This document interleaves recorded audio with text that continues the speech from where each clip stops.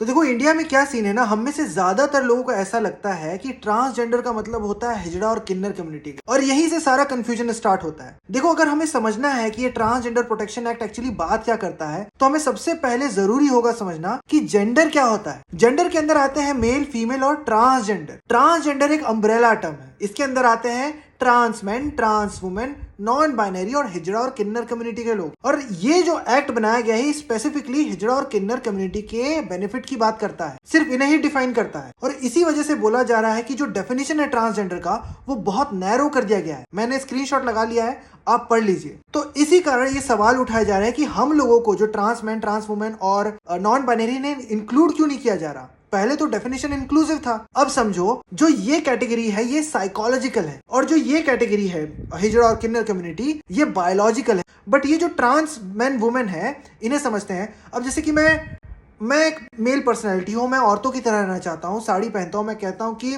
मैं अपने आप को वुमेन आइडेंटिफाई करता हूँ, तो मैं ट्रांस वुमेन हो जाऊंगा। ठीक उसी तरह अगर कोई औरत ये महसूस करती है कि उसे आदमियों की तरह रहना है तो वो ट्रांस मैन हो जाएगी। ठीक है, नॉन बाइनरी अपने आप को किसी भी जेंडर आइडेंटिटी में फिट नहीं करते। ठीक है, तो इसी वजह से ये नियम बनाकर ट्रांसजेंडर को डिफाइन किया गया ताकि हम सिर्फ हिजड़ा और किन्नर कम्युनिटी के जो लोग हैं इनके बेनिफिट की बात कर सकें। तो ये जो मैं आपको बता रहा हूँ इसमें मेरा कोई भी पर्सनल ओपिनियन नहीं है, मैंने आपको सिर्फ वही बताया है जो एक्ट में मेंशन था और पहले जो जजमेंट में लिखा गया था। आपके क्या सुझाव है, आप क्या सोचते हैं, आप कमेंट सेक्शन में जरूर बताएं कि सरकार ने सही किया या गलत किया या क्या होना चाहिए था। बाकी आपने इस वीडियो को यहाँ तक देखा है तो बहुत बहुत शुक्रिया।